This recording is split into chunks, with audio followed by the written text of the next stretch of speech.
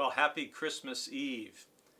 I hope after all the fullness of this season and some of the activity that you may have had, that today's a day where you actually can just enjoy a little bit the meaning of the season as a Christian.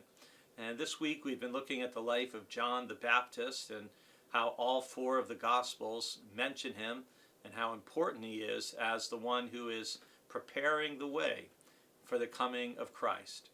And in John chapter 3, the last time we hear about John the Baptist is kind of his disciples, John's disciples, are concerned that John is losing market share, to use a modern economic term, to Jesus, and that everyone's going to Jesus.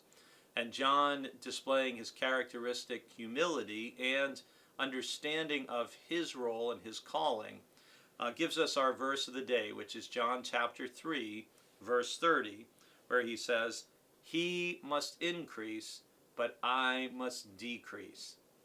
And friends, I like to think that this is in many ways at the heart of the message of Christmas. It's why I chose this specific verse for Christmas Eve.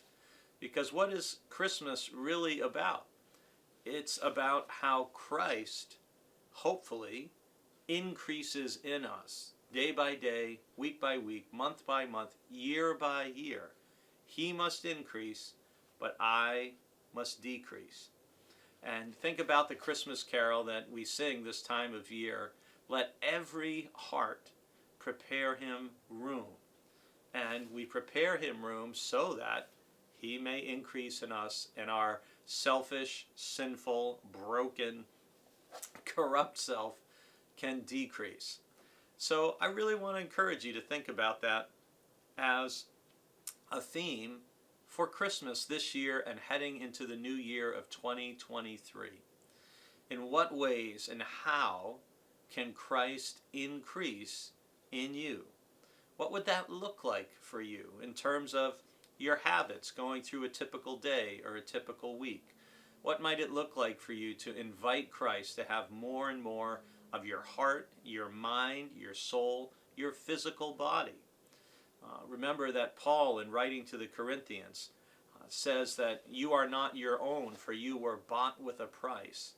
Therefore glorify God with your body, or in your body.